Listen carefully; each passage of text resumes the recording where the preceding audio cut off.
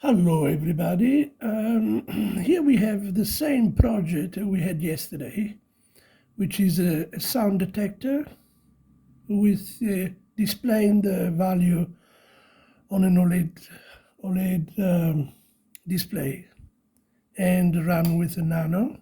You can see it's Arduino Nano. Okay, now what we changed, the previous one only had the value on text, but you can see here we add a bar, so we can control this bar, which makes it perhaps more interesting. And as you can see, so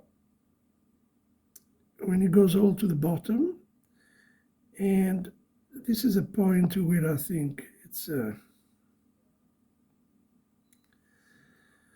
yeah, you can have the bar moving according to the sound, but it's very sensitive now.